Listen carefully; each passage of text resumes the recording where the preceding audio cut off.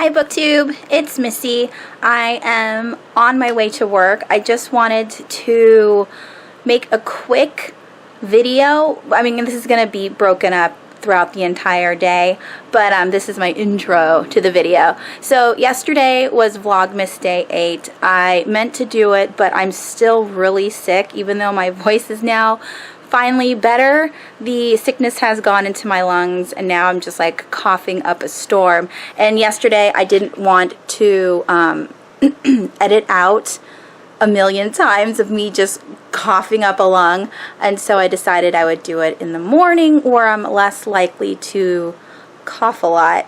Anyways, so today's Vlogmas Day 8 video is going to be a talk video, and I want to talk about auto-buy authors versus auto-read authors, and I think they're two different things. You may think they're both the same, but in my opinion, I do tend to buy a lot of books. Most of the time it's books that I've never even heard of, and I buy them on a whim because they're cheap and I want to know more about that author or that book. Auto-buy authors are, if I can show you guys up here, maybe. So these are all of my read books. It's kind of junky. Let me just turn around really quick.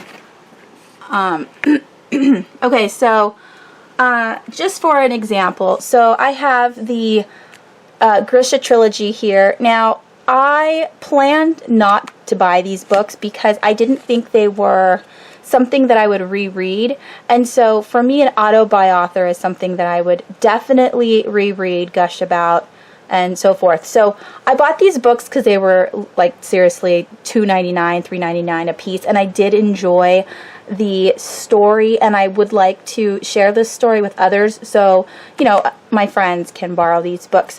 But here is the Splintered trilogy. Now, this is an auto-buy author. A.G. Howard is one of my favorite YA fiction authors. Right now, my friend has Splintered. I am going to be lending her in Unhinged today. And then, of course, we have Jeb here on Ensnared.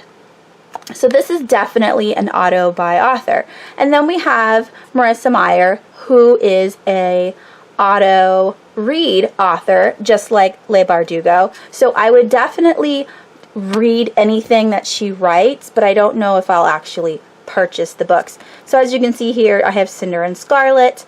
I didn't enjoy reading the physical copies. If you watch Sylvia over at Wish Fulfillment, she did a wrap-up video where she was talking about Winter, and how it was really hard for her to get into the the physical story, but how more enjoyable it was to listen to it on audio.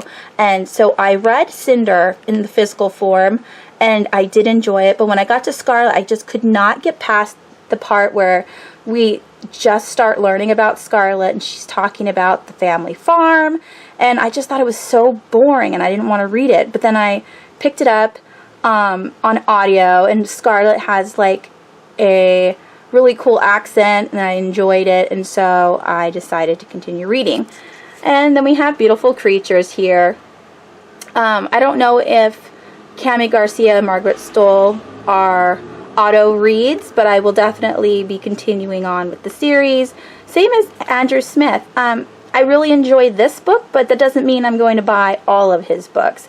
I don't even know if it's an auto read, so you can tell like kind of my ideas on auto reads.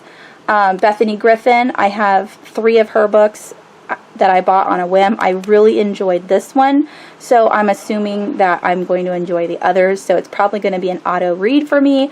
But we have Andy Weir and Ernest Cline. These are auto buys. I gushed about these books so much. These are my 2 favorite books of 2014 and 2015, so these are auto buys for sure for the rest of my life. Whatever they write, I will probably buy.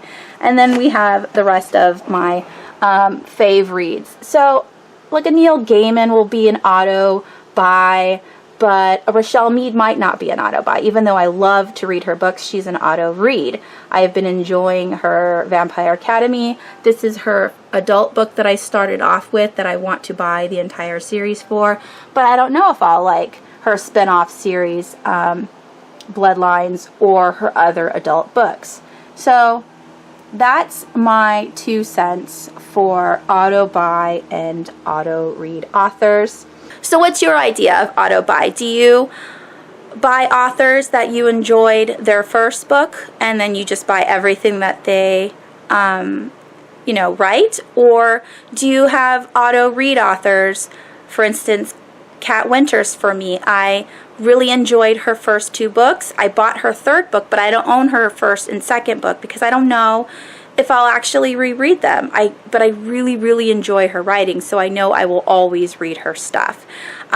It's a big difference for me. Let me know down below what you think an auto-buy author and an auto-read author is, and give me some examples of your favorites. And that is it. I thought this was going to be a 2-parter, but I did pretty well on the length of this video, and so I will be filming my Vlogmas Day 9 video later today, which is going to be my Top 5 Wednesday, and so I will see you then. I hope you guys are having a wonderful week, and I will talk to you soon. Bye!